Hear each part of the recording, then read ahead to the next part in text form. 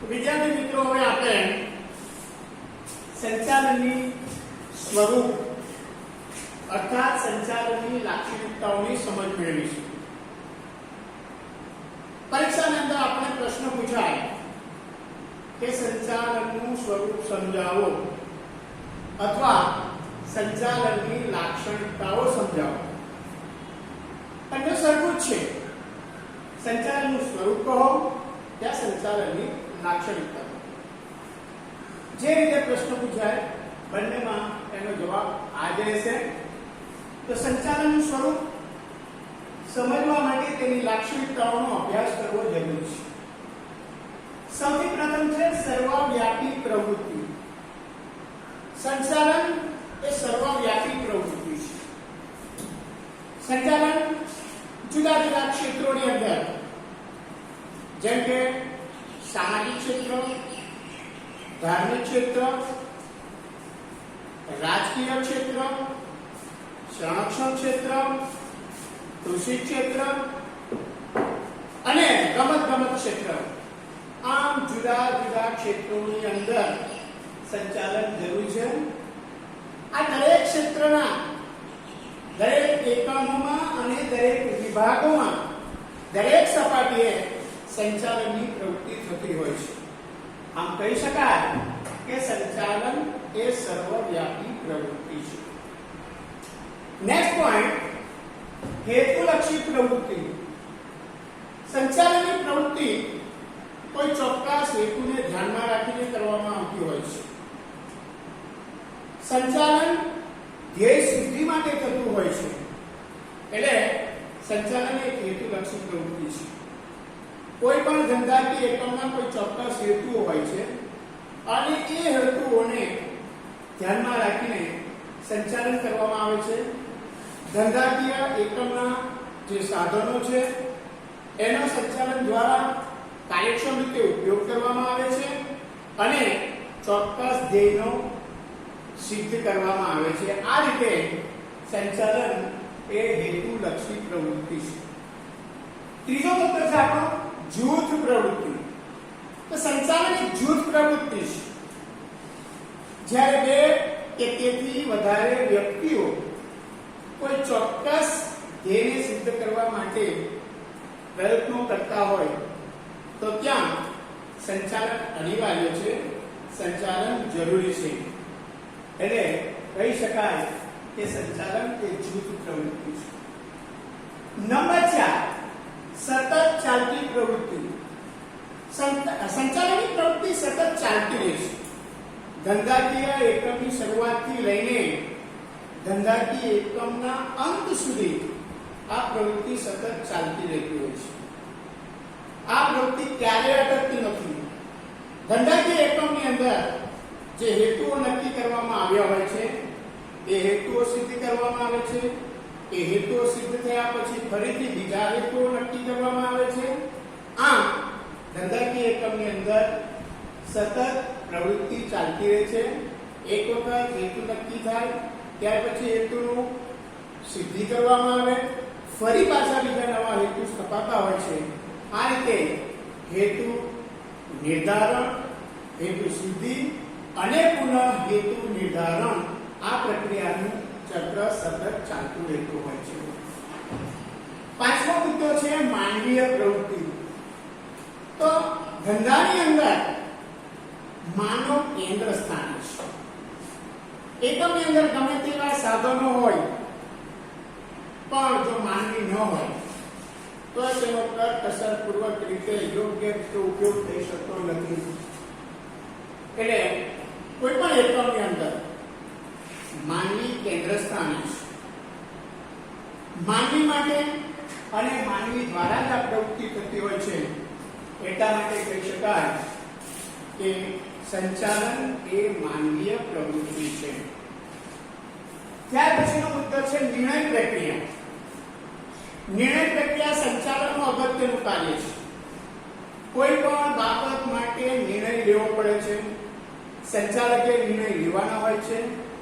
નિર્ણય લીધા વગર સંચાલનનું કાર્ય થઈ શકતું નથી અને એ નિર્ણય લીધા પછી એનો અમલ કરાવવો પણ એટલો જ જરૂરી છે. એટલે નિર્ણય એ સંચાલનનું અગત્યનું કાર્ય છે. છેલ્લો મુદ્દો છે વિજ્ઞાન, કળા અને વ્યવસાય. સંચાલનની અંદર વિજ્ઞાનની જેમ નિયમો અને સિદ્ધાંતો હોય છે, તેથી કેટલાક લેખકોએ સંચાલનને વિજ્ઞાન તરીકે ઓળખાવ્યું છે. સંચાલનમાં માનવી કેન્દ્ર સ્થાને હોય છે, માનવી સાથે કામ લેવાનું હોય છે. એટલે સંચાલનમાં સંચાલક પાસે આગવી, ઉનેર, આવડત, આંતરસૂઝ વગેરે હોવા જોઈએ, જેથી તે કામ લઈ શકે છે. આ રીતે જોઈએ તો સંચાલન એ કળા છે. અને વ્યવસાય, સંચાલન અન્ય વ્યવસાયોની જેમ આજે એક વ્યવસાય તરીકે વિકાસ પામ્યું છે. દાખલા તરીકે ડોક્ટર, એન્જિનિયર, વકીલ, ચાર્ટર્ડ એકાઉન્ટન્ટ ની જેમ આજે સંચાલન પણ વ્યવસાયિક બન્યું છે. આથી એમ કહી શકાય કે સંચાલન એ વ્યવસાયિક પ્રવૃત્તિ છે. તો મિત્રો, આ થયા વિદ્યાર્થી મિત્રો. હવે આપણે સંચાલનનું મહત્વ, ઇમ્પોર્ટન્સ ઓફ મેનેજમેન્ટનો અભ્યાસ કરીશું. આધુનિક સમયમાં સંચાલન ખૂબ મહત્વનું છે, ખૂબ અગત્યનું છે. અર્થતંત્રના દરેક ક્ષેત્રમાં સંચાલન ખૂબ જ અગત્યનું છે. ધંધાની સફળતા અને નિષ્ફળતાનો આધાર સંચાલન ઉપર રહેલો છે. ધંધાકીય એકમની અંદર શ્રેષ્ઠ સાધનો હોય, પણ જો તેનું સંચાલન યોગ્ય રીતે ન થતું હોય, તે ધંધાકીય એકમ સફળ થઈ શકતું નથી.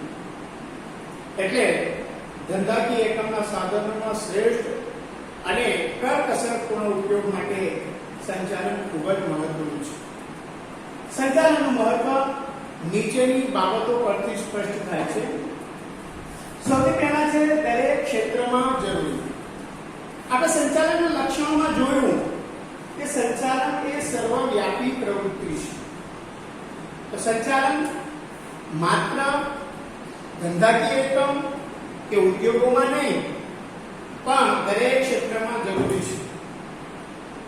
જેવા કે સામાજિક ક્ષેત્ર, ધાર્મિક ક્ષેત્ર, લશ્કરી ક્ષેત્ર, રાજકીય ક્ષેત્ર, રમતગમત ક્ષેત્ર, તમામ ક્ષેત્રોની અંદર સંચાલન જરૂરી છે.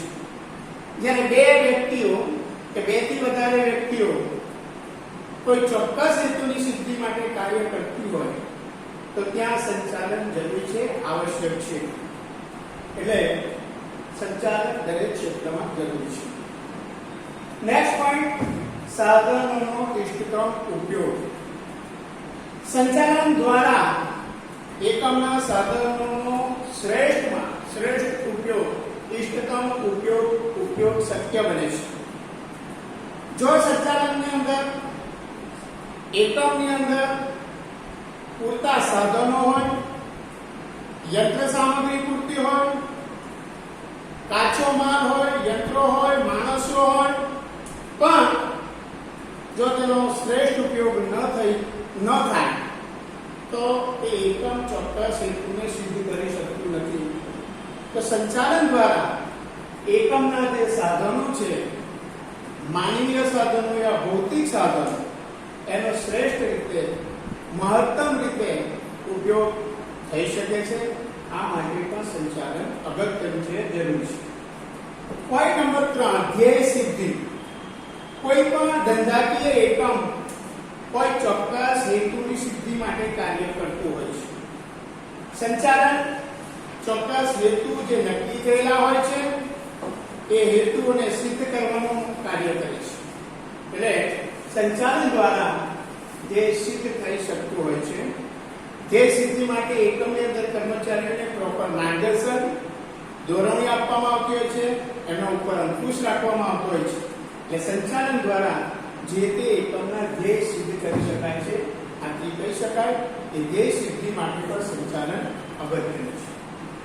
પોઈન્ટ નંબર 4, ધંધાની સફળતા માટે ઉપયોગી. કોઈ પણ ધંધાકીય એકમની સફળતાનો આધાર સંચાલન ઉપર છે. અન્ય પરિબળો કરતા સંચાલન એક અગત્યનું પરિબળ છે.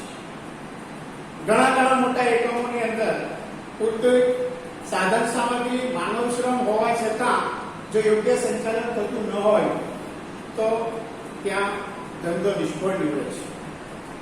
ઘણી વખતે ધંધાનું એક્સપાન્શન થતું હોય, વિસ્તાર થતો હોય તો તેનો શ્રેય સંચાલનને જાય છે. એટલે ધંધાની સફળતા માટે સંચાલન ઉપયોગી છે. જો કાર્યક્ષમ સંચાલન ન થતું હોય તો ઘણી વખતે એકમો કે કંપનીઓ બંધ થઈ જતી હોય છે. આથી ધંધાની સફળતા માટે સંચાલન ખૂબ ઉપયોગી છે. પાંચમું, રોજગારીની તકોમાં વધારો. એકમમાં કાર્યક્ષમ સંચાલન થાય તો તેના કારણે રોજગારીની તકોમાં વધારો થાય છે. એકમનું એક્સપાન્શન થાય, વિસ્તાર થાય, કંપનીનો વિકાસ થાય તો કેટલી નવી રોજગારીની તકો ઊભી થાય છે. આનો યશ, આનું શ્રેય સંપૂર્ણપણે સંચાલનને જાય છે. ઘણી વખતે નાના એકમો વિકાસ પામતા હોય તો એ યોગ્ય અને કાર્યદક્ષ સંચાલનને કારણે છે. ઘણી વખતે એનાથી વિપરીત પરિસ્થિતિ પણ જોવા મળે છે કે જો યોગ્ય રીતે સંચાલન ન થતું હોય તો ધંધાકીય એકમો બંધ પડી જાય છે અને એના કારણે સમાજમાં બેરોજગારીનું પ્રમાણ પણ વધતું જાય છે. એટલે સંચાલન દ્વારા રોજગારીની તકોમાં વધારો થાય છે. આ દ્રષ્ટિએ પર સંચાલન અગત્યનું છે. છઠ્ઠો મુદ્દો છે નફામાં વૃદ્ધિ. સંચાલન દ્વારા નફાની વૃદ્ધિ થાય છે. કોઈ પણ ધંધાકીય એકમ નફાના હેતુથી કાર્ય કરતું હોય છે. આ હેતુને સિદ્ધ કરવા માટે સંચાલન જુદા જુદા કાર્યો કરીને, જુદા જુદા સાધનોનો શ્રેષ્ઠ ઉપયોગ કરીને, કરકસરપૂર્વક ઉપયોગ કરીને એકમમાં નફાના વૃદ્ધિ કરે છે. આ રીતે નફામાં વૃદ્ધિ માટે પણ સંચાલન એક અગત્યનું છે, જરૂરી છે. સાતમો મુદ્દો છે સામાજિક લાભ. કોઈ પણ ધંધાકીય એકમ સમાજમાં રહીને સમાજના સાધનોનો ઉપયોગ કરીને કાર્ય કરતું હોય છે. આપણે ધોરણ 11 માં શીખ્યા કે ધંધો અને સમાજ એને જુદા પાડી શકાય નહીં. ધંધો છે તો સમાજ છે અને સમાજ છે તો ધંધો છે. તો સમાજના લાભ માટે પણ ધંધાકીય એકમોએ કાર્ય કરવું પડતું હોય છે. સમાજને ઓછી પડતર કિંમતે વસ્તુઓ કે સેવાનું ઉત્પાદન કરીને વસ્તુઓ પૂરી પાડે છે. આ રીતે પણ સંચાલન સમાજને લાભ પૂરો પાડે છે. આ દ્રષ્ટિએ સામાજિક લાભ માટે પણ સંચાલન અગત્યનું છે. છેલ્લો પોઈન્ટ છે રાષ્ટ્રીય હેતુ. અર્થતંત્રના સામાજિક અને હેતુ માટે કાર્યક્ષમ સંચાલન જરૂરી છે. એકમના સાધનોનો દેશના વણવપરાયેલ માનવ સંપત્તિ અને ઉત્પાદનના સાધનોનો શ્રેષ્ઠ ઉપયોગ કરવામાં આવે છે, સંચાલન દ્વારા કરવામાં આવે છે, જેના કારણે રાષ્ટ્રનો વિકાસ થાય છે. આમ રાષ્ટ્રીય હેતુ માટે પણ સંચાલન ખૂબ જ મહત્વનું છે. વિદ્યાર્થી મિત્રો, આ સંચાલનનું મહત્વ છે. પરીક્ષામાં તમને પૂછાય કે સંચાલનનું મહત્વ સમજાવો તો આ દરેક મુદ્દાઓ, આ મુદ્દાઓ તમારે વ્યવસ્થિત રીતે સમજાવવાના છે. મિત્રો, તમને એમ કહું કે ભાઈ કેટલું લાંબુ લખો છો એ મહત્વનું નથી, પણ તમે કેટલું મુદ્દાસર લખો છો એ ખૂબ જ અગત્યનું છે. અહીંયા આપણે સંચાલનના મહત્વની બાબતને પૂર્ણ કરીએ છીએ. હવે આપણે સંચાલન, વિજ્ઞાન, કળા અને વ્યવસાય એ મુદ્દાની વાત કરીશું. જુદા જુદા સંચાલન શાસ્ત્રીઓએ એમના અનુભવ પ્રમાણે સંચાલનને વિજ્ઞાન તરીકે, કેટલાક સંચાલન શાસ્ત્રીઓએ સંચાલનને કળા તરીકે અને કેટલાક સંચાલન શાસ્ત્રીઓએ સંચાલનને વ્યવસાયની સાથે સરખાવ્યું છે. સંચાલન એક વિજ્ઞાન છે. Management is a science. વિજ્ઞાન એટલે વ્યવસ્થિત અને વિશિષ્ટ પ્રકારનું જ્ઞાન. રિપીટ કરું છું ફરીથી. વિજ્ઞાન એટલે વ્યવસ્થિત અને વિશિષ્ટ પ્રકારનું જ્ઞાન કે જેમાંથી નિયમો અને સિદ્ધાંતો તારવી શકાતા હોય અને કાર્યકારણનો સંબંધ સ્થાપી શકાતો હોય એ વિજ્ઞાન છે. સંચાલનને પણ વિજ્ઞાનની જેમ પોતાના આગવા સિદ્ધાંતો છે. જે રીતે વિજ્ઞાનને પોતાના નીતિ નિયમો છે, સિદ્ધાંતો છે, એ રીતે સંચાલનને પણ વિજ્ઞાનની જેમ પોતાના આગવા સિદ્ધાંતો છે અને આ સિદ્ધાંતો દ્વારા માનવ, યંત્રો, મૂડી પદ્ધતિઓ વગેરેનો યોગ્ય રીતે ઉપયોગ કરવામાં આવે છે અને તેના ઉપયોગ દ્વારા એકમ યોગ્ય સમયમાં ધ્યેય સિદ્ધ કરી શકે છે. આમ સંચાલન એક વિજ્ઞાન છે. ડોક્ટર જ્યોર્જ આર ટેરી જણાવે છે કે વિજ્ઞાન વ્યક્તિને જાણવાનું શીખવે છે. Doctor George R Terrano opinion છે, એનો મત છે, એ જણાવે છે કે વિજ્ઞાન વ્યક્તિને જાણવાનું શીખવે છે. સાયન્સ ટીચ વન ટુ નો. ત્યાર પછી સંચાલન એક કળા છે. Management is an art.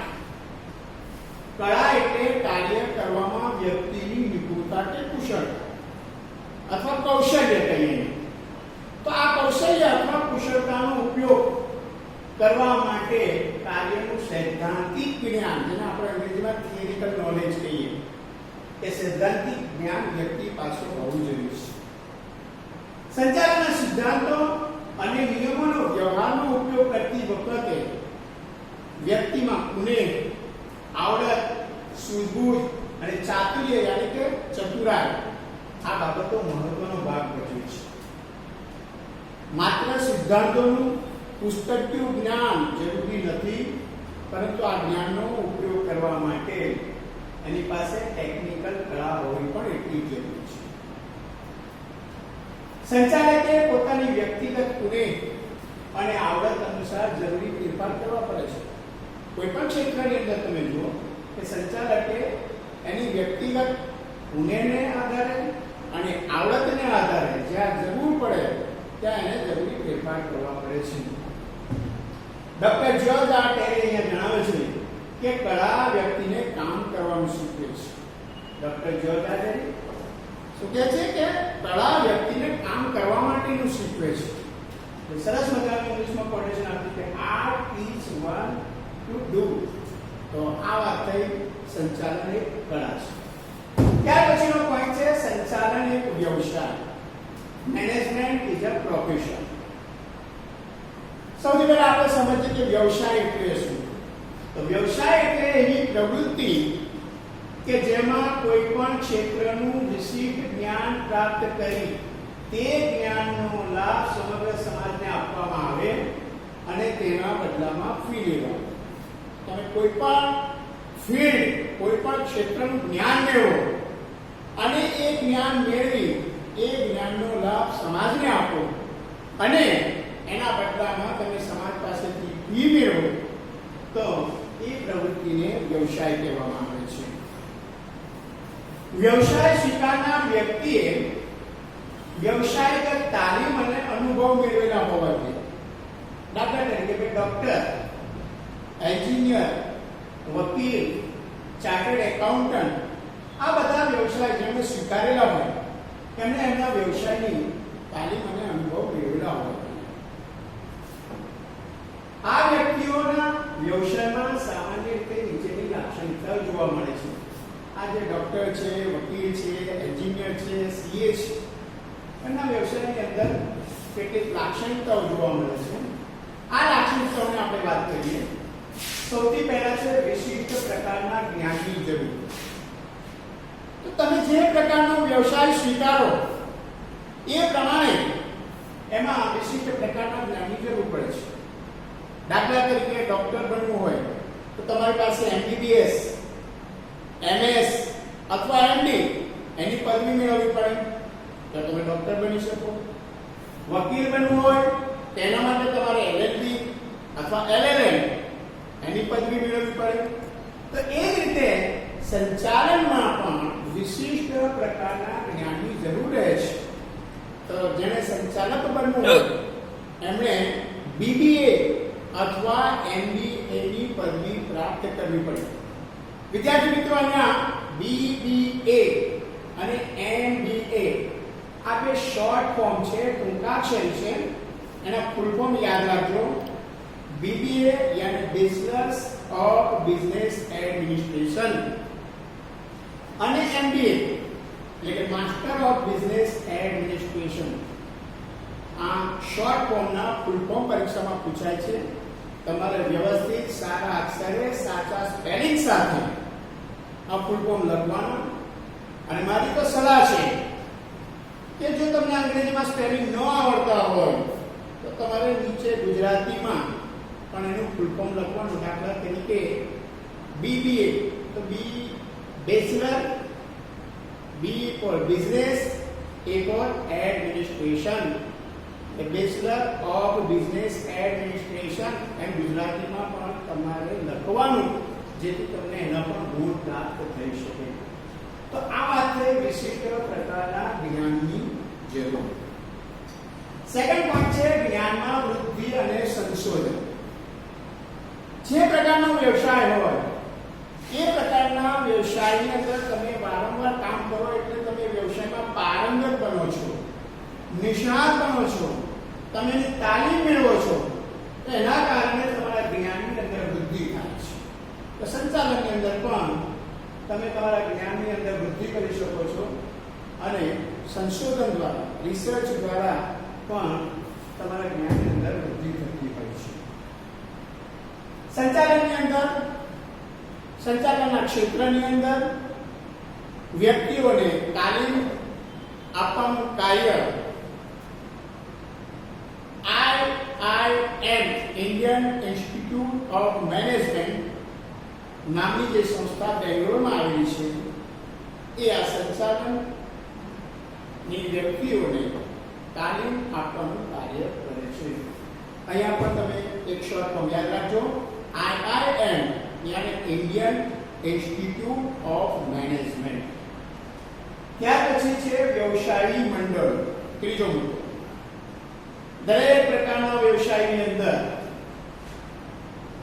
એમના વ્યવસાયને લગતા જુદા જુદા મંડળો હોય છે, એસોસિએશન હોય છે. દાખલા તરીકે ડોક્ટરોનું એસોસિએશન હોય છે, એન્જિનિયરોનું પણ એસોસિએશન હોય છે, વકીલોનું પણ એસોસિએશન હોય છે, ચાર્ટર્ડ એકાઉન્ટન્ટોનું પણ એસોસિએશન હોય છે, અને તમે જો જાણતા હો તો રિક્ષાવાળા હોય ને, રિક્ષાવાળાનું પણ એસોસિએશન હોય છે. એટલે સંચાલનમાં પણ સંચાલકોનું અલગ વ્યવસાયી મંડળ હોય છે. ત્યાર પછી છે આચાર સંહિતાનું પાલન. જે તે વ્યવસાયી મંડળો એના નીતિ નિયમો અને સિદ્ધાંતો માટે આચાર સંહિતા ઘડતા હોય છે. આચાર સંહિતા જેને આપણે અંગ્રેજીમાં કહીએ કોડ ઓફ કન્ડક્ટ. તો દરેક વ્યવસાયી મંડળો એમના વ્યવસાયને લગતા નીતિ નિયમો ઘડતા હોય છે, આચાર સંહિતા ઘડતા હોય છે. એનું પાલન કરવું એ વ્યવસાયી વ્યક્તિ માટે જરૂરી છે. પાંચમો મુદ્દો છે નૈતિક જવાબદારી. તો તમે જે વ્યવસાયમાં હોય એ વ્યવસાયને વફાદાર રહેવું એ તમારી નૈતિક જવાબદારી છે. દાખલા તરીકે આપણે ચાર્ટર્ડ એકાઉન્ટન્ટની વાત કરીએ તો ચાર્ટર્ડ એકાઉન્ટન્ટે એના અસીલને લગતી જે માહિતી છે એ માહિતી કોઈને આપવી નહીં જોઈએ. એની નૈતિક જવાબદારી છે, નૈતિક ફરજ છે. એ રીતે વકીલ હોય તો વકીલે પણ એના ક્લાયન્ટની માહિતી બીજા કોઈને આપવી જોઈએ નહીં, સામેવાળા વકીલને આપવી નહીં જોઈએ. એની નૈતિક ફરજ બને છે. તો આમ તમે જોઈ શકો છો કે સંચાલન જે વ્યવસાય છે એ વ્યવસાય વ્યક્તિની જે લાક્ષણિકતાઓ છે એ લક્ષણોયુક્તા એમ કહી શકાય કે સંચાલન એ વ્યવસાય તરીકે વિકસી રહ્યો છે અને એનો લાભ સમાજ, વ્યક્તિ અને રાષ્ટ્રને મળે છે. તો વિદ્યાર્થી મિત્રો, અહીંયા આપણે આ ટોપિકને પૂર્ણ કરીએ છીએ.